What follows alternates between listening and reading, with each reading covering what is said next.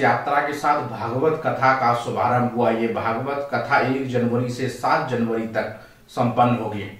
नववर्ष के प्रथम दिन 7 दिवसीय भागवत कथा का कलश यात्रा के साथ शुभारंभ हुआ। विश्व कल्याण मिशन ट्रस्ट द्वारा की जा रही है भागवत कथा का शुभारंभ कलश यात्रा के साथ आरंभ हो गया। 2500 महिलाओं ने अपने सर पर कलश उठाकर किलोमीटर तक पैदल चल भागवत कथा स्थल पर पहुंची।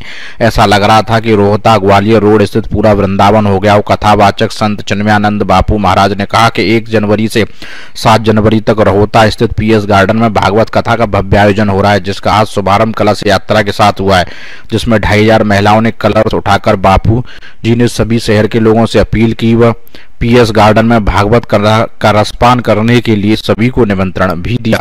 अमन गुप्ता, आगरा समाचार 24।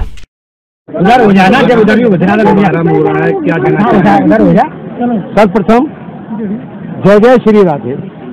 नववर्ष की इस पावन बेला पर और इस पावन धरा पर आज ऐसा विहंगम दृश्य, ऐसा लग रहा है समूचा क्षेत्र बरसाना बना हुआ है और ठाकुर जी वृंदावन में बैठे बैठे देख रहे हैं, कह रहे हैं वाह कितनी राधिकाएं हैं, कितनी राधिकाएं हैं, अनंत राधिकाएं हैं, जिनकी आज यहाँ दर्शन और स्वयं हमारे पूज्य सदगुरुदेव राष्ट्रीय संत चिन्मयानंद बापू जी जो कि देख रहे हैं कि क्या लीला है, और उनके सानिध्य में आज ये कलश यात्रा यहाँ विहंगम व्यवस्था के साथ साथ यहाँ PS गार्डन में कथा स्थल पर आई है।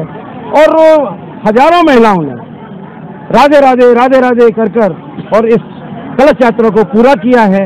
और ये आज 1 जनवरी से ये दिव्य कथा का प्रारंभ हो गया है और 7 जनवरी 2023 तक ये कथा की गंगा बहती रहेगी। हर दिन सामाजिक सरोकारों से जुड़ी हुई संदेश पूज्य राष्ट्रीय संत चिन्मयानंद बापू जी के मुखारबिंद से और व्यासपीठ से इसका वर्णन होगा, जिसका प्रचार प्रसार दूर तक जाएगा।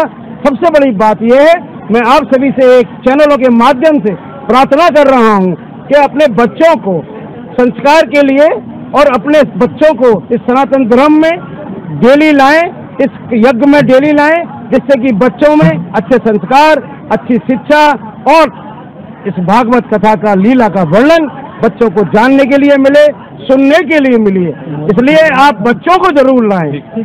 कथा आज से आरंभ हो रही है और अभी अभी हम लोगों ने भव्य कलश यात्रा के साथ इसकी शुरुआत की।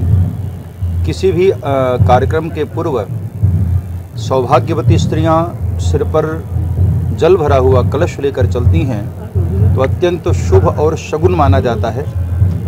और इसी बहाने भागवत जी पूरे क्षेत्र में भ्रमण करते हैं और भागवत स्वयं भगवान कृष्ण के स्वरूप हैं, इसलिए भगवान कृष्ण ही एक प्रकार से नगर में भ्रमण किए। और आज नववर्ष का प्रारंभ हो रहा है, इंग्लिश का जो महीना है नववर्ष है, तो उसके शुरुआत में यदि भागवत जी हमारे क्षेत्र में भ्रमण करते हैं तो निश्चित है कि हम सब पर भगवान की कृपा होगी। और आज से कथा का भी शुभारंभ हो रहा है, तो सभी लोगों को मैं कहूँगा कि सपरिवार आप सब लोग यहाँ पधारें और इस इंग्लिश नववर्ष को एक नया वर्ष और भक्तिमय वर्ष बनाने के लिए आप सभी यहाँ पर उपस्थित हैं। पिछली बार पूरा स्वरूप रहेगा कथा का, बहुत ही भव्य स्वरूप है इसका। हमारे मुरारी लाल जी गोयल साहब जहाँ जहाँ भी आयोजन किए हैं आगरा के किसी भी क्षेत्र में, तो उन्होंने बहुत ही अद्भुत आयोजन किया है। और इसके जो यजमान हमारे गोयल साहब हैं यहाँ इस क्षेत्र में, रोहता क्षेत्र में, उनका भी बहुत ही भाव है, बड़ी श्रद्धा है, तो बड़ा ही अद्भुत रहेगा। अलग अलग प्रसंगों का हम दर्शन करेंगे और अलग अलग प्रसंगों पर अलग अलग उत्सव हम लोग मनाएंगे। इस बार युवा संवाद एक विशेष कार्यक्रम किया जाएगा, उसके माध्यम से युवाओं को कैसे जागरूक किया जाएगा? देखिए, कथाओं के माध्यम से निश्चित है कि हमारे विचारों की शुद्धता होती है, विचारों की पवित्रता होती है। मनुष्य नहीं बदला है, मनुष्य के विचार बदले हैं। तो आवश्यकता है कि व्यक्ति के विचार को शुद्ध किया जाए। तो युवाओं के मन में जो भी धर्म को लेकर के प्रश्न होते हैं, ऐसे प्रश्नों का समाधान किया जाएगा।